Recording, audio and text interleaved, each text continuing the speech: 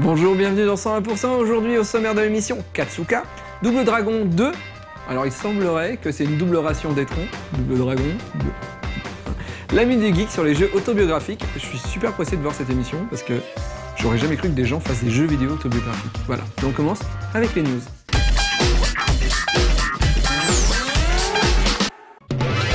Wario, l'autre ennemi juré de Mario, et en quelque sorte double maléfique depuis un moment, a droit depuis 2003 à sa série de mini-jeux complètement loufoques, mais toujours addictifs, les WarioWare. On peut penser à l'épisode Touched en 2004, alors que les joueurs découvraient le gameplay au stylet sur DS, ou un peu avant à WarioWare Twisted sur GBA, qui ajoutait pour la première fois une fonction gyroscopique à la console. Grâce à une cartouche hors norme, on pouvait alors pencher la console pour incliner l'écran dans le jeu. Excellent laboratoire de nouvelles formes de gameplay, complètement intuitives et addictives, ces titres arboraient souvent une esthétique plus ou moins volontairement cheap, ce qui a défini un moment la philosophie de Nintendo.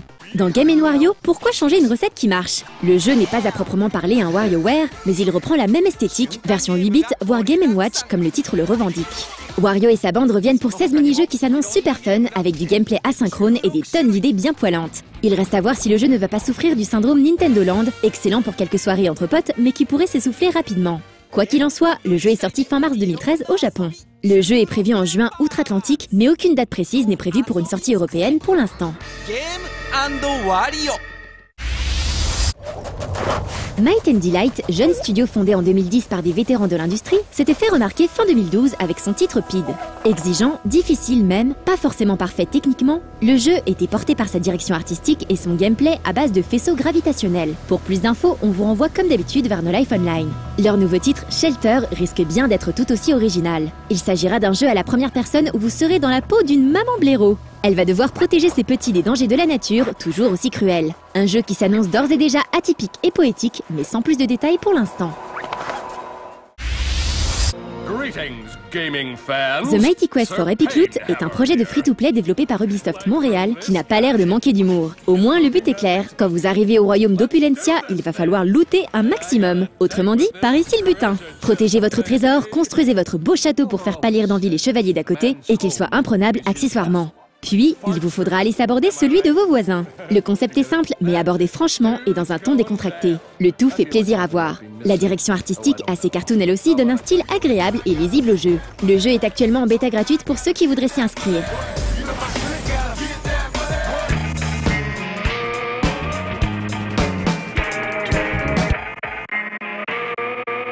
J'ai découvert une petite série télé qui s'appelle Banshee et c'est vraiment cool, c'est en seulement 10 épisodes, petit budget, c'est une série d'action, hein. Faut pas chercher un truc hyper intello. Il faut savoir que quand même, le gars qui est derrière, c'est Alan Ball, et Alan Ball, c'est le mec qui a fait Six Feet Under, hein. Donc... Je crois que c'est Ball, hein, non? On dit Ball? J'ai toujours dit Ball. Bon, remarque, t'as peut-être raison. Mais bah, c'est Alan Ball ou Alan Ball. En tout cas, le gars qui a fait Six Feet Under a fait la série qui s'appelle Banshee. Et Banshee, déjà, vous savez que dans les contes anciens, une banshee, c'est une vieille femme qui hurle pour dire que c'est l'arrivée de la mort, etc. En fait, la série, l'idée, ouais, je mets longtemps parce que Alex il cherche des trucs. C'est Alan Ball, d'accord. D'accord, Alan Ball. En fait, la série, c'est une super bonne idée. En gros, c'est un mec qui sort de tôle, il recherche la femme qu'il aime. Elle est dans une ville, mais de pegno américain. Elle se cache là-bas. Lui, il se dit, j'y vais. Avant d'arriver dans la ville, il se passe un truc. Et en fait, il arrive à usurper l'identité du shérif de la ville.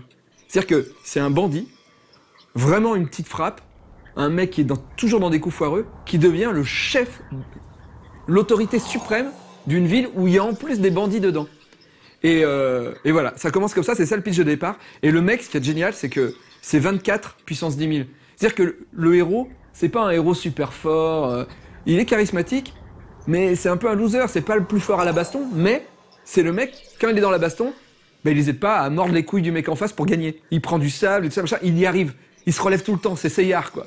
Et en fait, c'est hyper jouissif, quoi. Il y a des épisodes où le héros, il finit tout le temps en sang, le mec. Il est en sang tout le temps. Il prend des coups, mais à chaque fois, il se relève, à chaque fois, il a un pied pété, c'est pas grave, il y retourne. Et franchement, c'est drôle, c'est bien fait, c'est bien tenu. Le scénario est un peu trop, mais en fait, c'est pas grave. Voilà. On regarde Katsuka.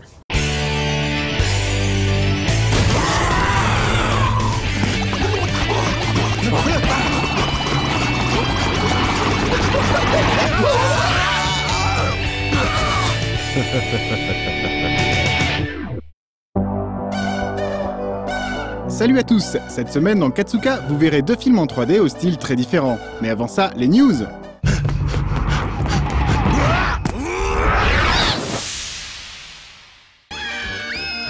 Ernest et Célestine se sont installés depuis quelques jours dans les bacs DVD et Blu-ray. Ce merveilleux long métrage était mon coup de cœur de l'année 2012 et je ne peux que conseiller l'édition spéciale avec plus d'1 heure de making-of. Je vous avais déjà montré le boulot des jeunes animateurs chinois du studio Wolfsmoke, et bien sachez qu'ils viennent de produire un trailer pour le MMO Asura Online. Ils se sont occupés de la partie 2D et ont été épaulés par les Coréens du studio Mir, à qui l'on doit notamment l'animation de Legend of Korra, la série qui fait suite à Avatar.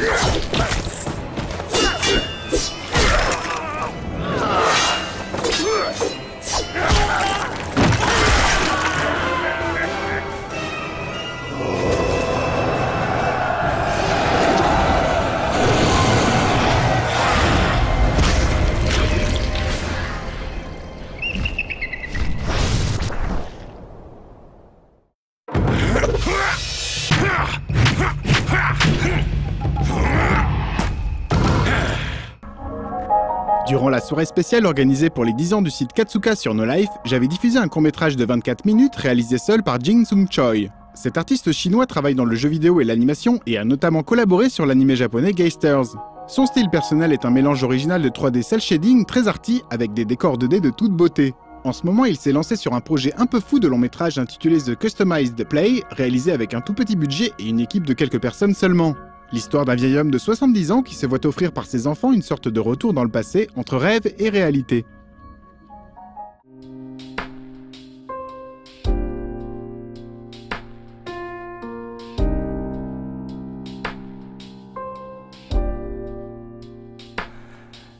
내 맘에 떠나지 않는 그곳에 누군가 있나 잊으려 해봐도 지우려 해봐도 어느새 가까이 점점 희미한 기억 속에 선명히 내 가슴 속에 잡으려 해봐도 들으려 해봐도 이젠 사라져 내게 불어오는 바람 이제 느낄 수 있게 어느새 내 맘에 별이 되어 사라진 바람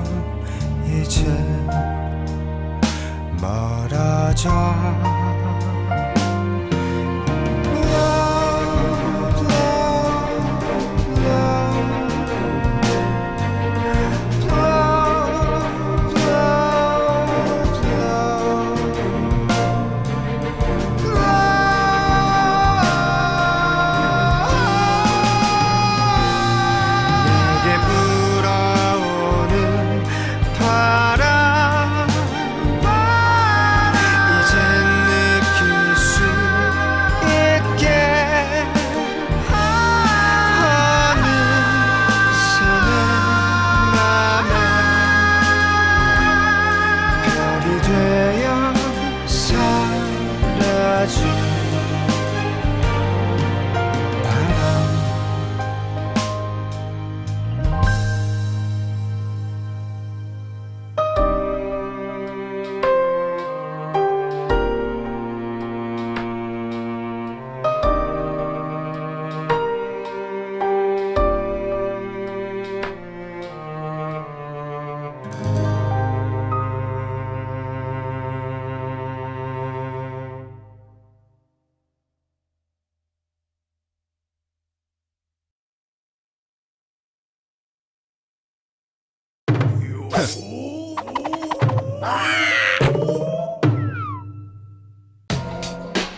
Enfin, voici Shave It, un court-métrage dans un autre genre de 3D façon 2D. Réalisé par Jorge Teleso et Fernando Maldonado au studio argentin 3D Art, ce film utilise un rendu assez stylisé et acidulé avec des designs bien tranchés façon cartoon. On y suit la vie d'un singe dont on veut raser la forêt et qui est lui-même obligé de se raser pour se faire passer pour un humain et entamer une sacrée carrière en ville.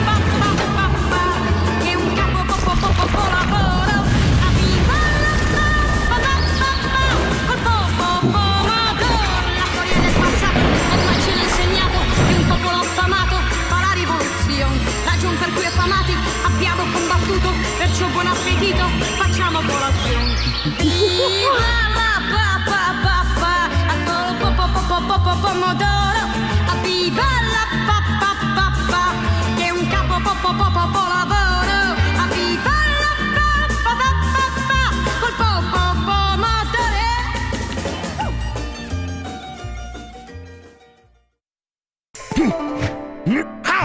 Voili voilou, à dans 15 jours.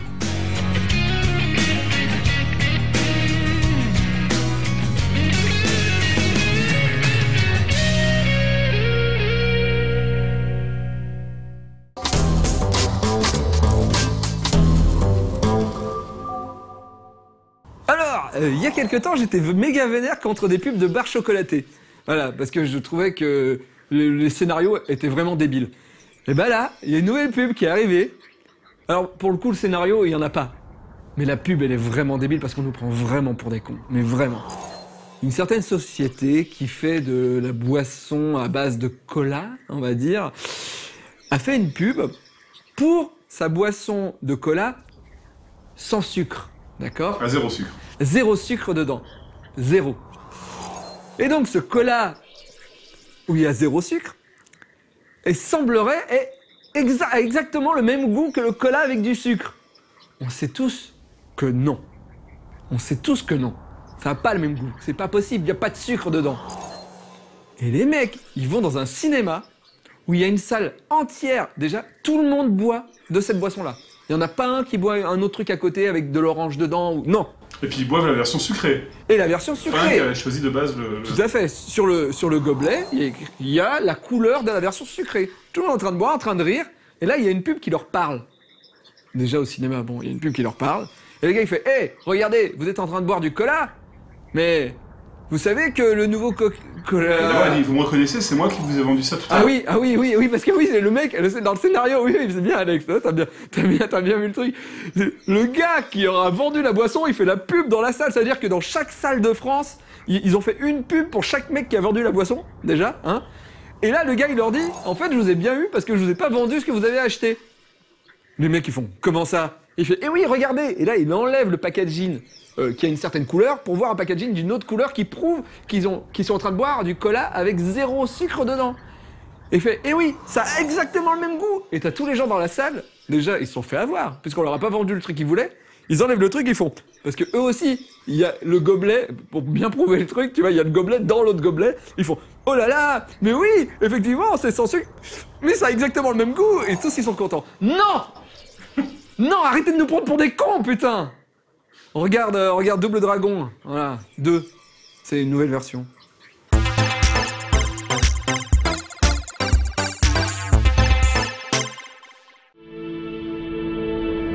Salut à tous et bienvenue dans Hall of Shame. Ah, ça fait longtemps qu'on ne vous avait pas présenté un bon jeu bien honteux.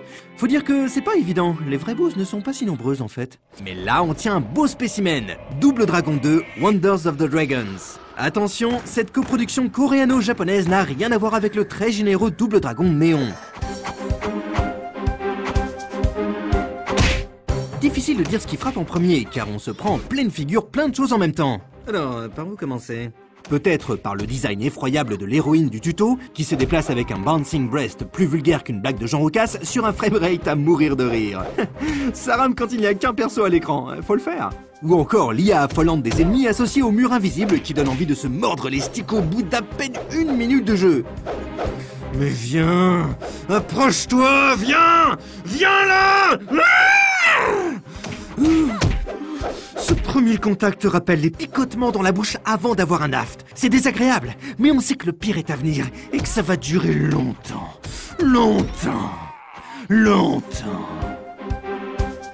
C'est maintenant la fin du tuto. Mademoiselle se fait flinguer et les frères Lee partent la venger. Fondu au noir... Et fondu au noir... Et puis... Fondu au noir... Et fondu au noir. Et pour finir, fondu au blanc. Ça y est, ça commence. Un bouton pour le pied, un bouton pour le poing, un pour sauter et un pour ramasser les armes. On note aussi l'arrivée d'un bouton garde qui n'est pas vraiment dans l'esprit de la série, mais soit. Quelques subtilités permettent de varier un poil les coups, comme par exemple les coups sautés ou les coups de coude qui permettent, enfin, devraient permettre de sortir d'une mêlée. Et puis, on peut faire une power attack en terminant son combo avec la touche RT enfoncée. Enfin, petite coquetterie dans le game system, un perfect guard qui se déclenche en appuyant sur le bouton garde au moment de recevoir un coup. Et oui, pas de chop, alors même que le tout premier Double Dragon permettait de saisir et de projeter l'ennemi. Déjà, c'est pas la joie, les combats sont brouillons, fatigants et pas du tout intuitifs.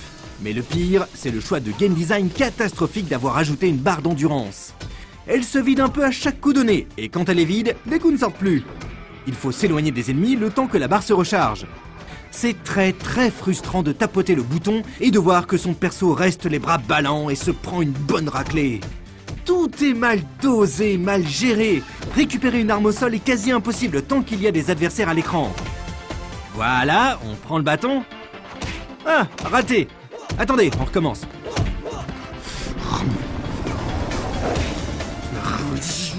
Tu vas le prendre, ce bâton! Est-il nécessaire de parler des graphismes et du son? Alors que vous, spectateurs, vous les subissez aussi depuis le début de la critique. Signalons simplement que le Chara Design se veut un hommage au Double Dragon 2 version arcade. Et franchement, il faut le voir pour le croire. C'était déjà bien kitsch à l'époque, mais bon, c'était les années 80. Là, c'est juste moche. D'ailleurs, le producteur du jeu lui-même le dit très bien. Preuve qu'on n'invente rien. Everybody made this game in 2 hours, so don't play this game at home. I'm sorry, I'm otaku. I'm sorry. Merci, monsieur. Bon, où j'en étais? Ah oui, et je disais que c'est le contraire de Double Dragon Neon, qui revisitait joyeusement les années 80 avec un style second degré très maîtrisé. Bref. Double Dragon 2, Wonders of Dragons, ne revisite pas le beat'em all années 80, il le saccage. Pour être complet, notons la présence d'un mode versus qui arrive brillamment à être encore moins intéressant que le mode histoire, ainsi qu'un mode survival qui donne envie de perdre le plus vite possible. Allez, fondu au noir. Ah non, attendez, on n'a pas parlé des QTE bordéliques dans l'hélico qui s'amusent à voler à la verticale. Bon, tant pis pour l'hélico. Allez, fondu au noir alors.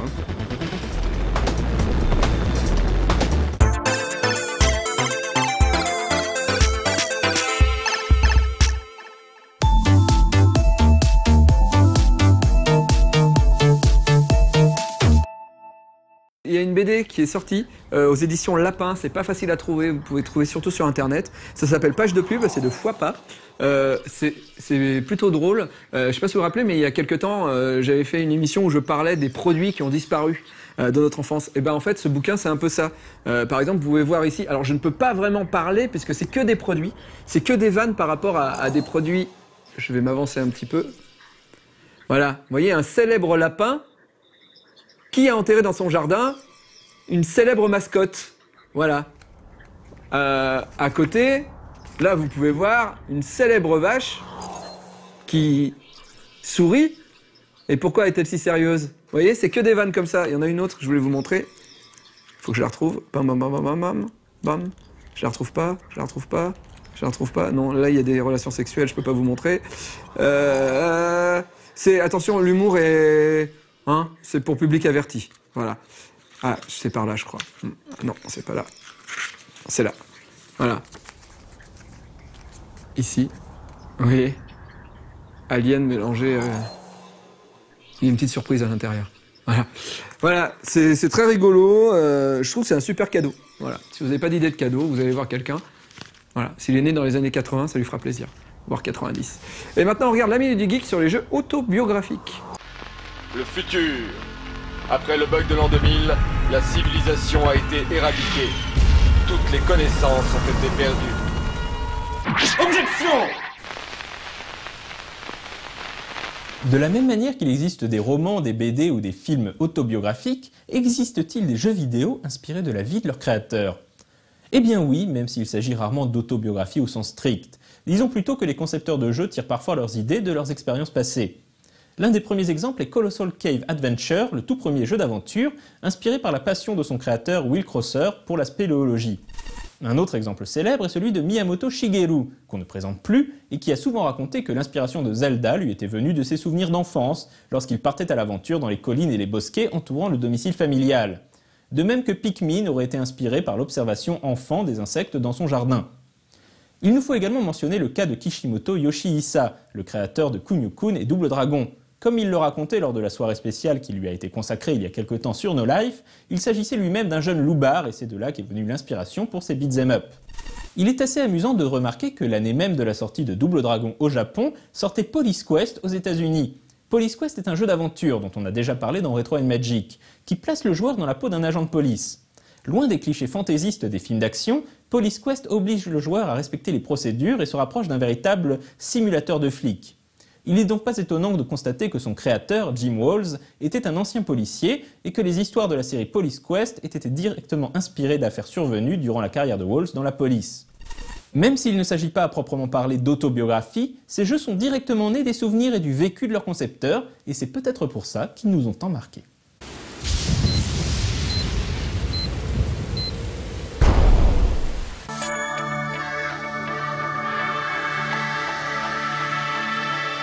Voilà, ce 120% est terminé. Moi, je vous donne rendez-vous le 4 mai à la Geek Week de Lyon. C'est toute la semaine. Moi, j'y suis uniquement le 4 mai. Il y a le marché aux puces des geeks dedans. Donc, c'est intéressant. On va pouvoir faire des affaires. Moi, je pense que je vais repartir avec des trucs. Voilà. Je vous dis des bisous.